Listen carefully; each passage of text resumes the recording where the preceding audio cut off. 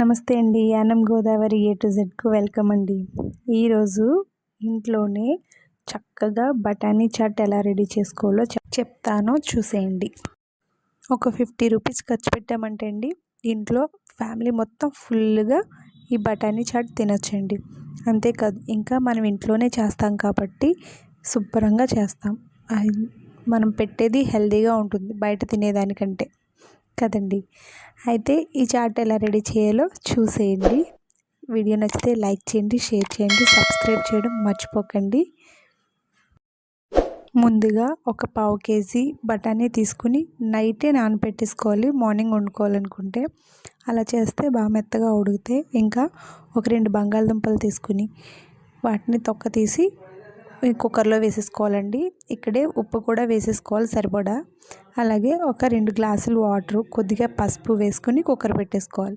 ఒక 4-5 విజిల్లు వచ్చే వరకు ఈ బఠానీని బాగా ఉడికించుకోవాలండి. బఠానీ ఉడికేలోపు మనం ఆయిల్ పెట్టుకుని కార్న్ఫ్లెక్స్ని ఫ్రై చేసుకుందామండి. ఇలా ఫ్రై చేసుకుని కార్న్ఫ్లెక్స్ అన్నీ కూడా ఒక గిన్నెలో వేసుకుని పక్కన పెట్టుకోవాలి. ఇంకా చాట్కి కావాల్సిన ఇంగ్రీడియంట్స్ ఇంకా ఉన్నాయి కదండి, అవి కూడా చూసేయండి.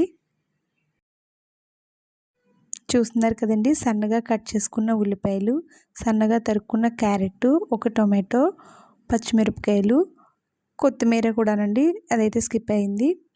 ఇంకా మనం ముందుగానే కార్న్ఫ్లెక్స్ ఫ్రై చేసుకుని పెట్టుకున్నాం కదండి, కరకరలాడుతూ ఉంటే ఇంక ఇలా రెడీ చేసుకోవాలి. ఇంకా పైనుంచి వేసుకోవడానికి సన్నమిర్చి తీసుకున్నాను. వేరుశెనగ గుళ్ళు కూడా వేపుకొని పక్కన పెట్టుకోవాలండి. ఇలా అన్నీ రెడీ చేసేసుకున్న తర్వాత చూసారు కదండి, ఒక 4 సార్లు విజిల్ వేయించుకుంటే బంగాళదుంపలు బఠానీ ఇంత మెత్తగా అవుతుంది. బఠానీ అయితే బాగా ఉడికింది కదండి. ఇంకా ఎక్కువగా దాన్ని కలపకూడదు. అందులో సగం బఠానీ మిగిలే ఉండాలి, అప్పుడే బాగుంటుంది చాట్ మనకి. ఉడకబెట్టిన బఠానీ అంతా ఒక గిన్నెలోకి తీసుకోవాలి.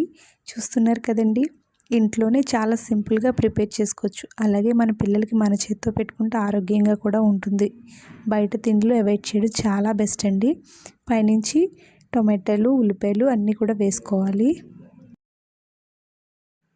చూసారు కదండి, ఇంతేనండి బఠానీ చాట్ రెడీ చేసుకోవడం. దీంట్లో పైనుంచి నిమ్మకాయ, కొంచెం కొత్తిమీర వేసుకుని ఇంకా పెట్టేయడమేనండి. చాలా టేస్టీగా ఉంటుంది. అలాగే మన చేత్తో మనం చేసాం కాబట్టి హెల్తీగా ఉంటుంది.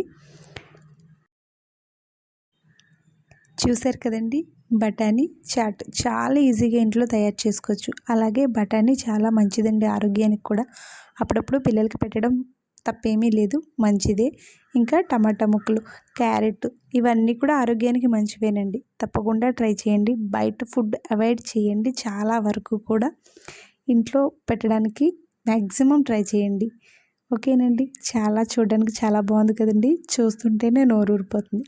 నేనైతే ఫుల్గా లాగించేస్తాను, మీరైతే ట్రై చేయండి. మరి కామెంట్ సెక్షన్లో కామెంట్ చేసి, లైక్ చేసి, షేర్ చేసి, సబ్స్క్రైబ్ చేయడం మటుకు మర్చిపోకండి. నా వీడియోస్ని సపోర్ట్ చేస్తూ ఉండండి. Thank you for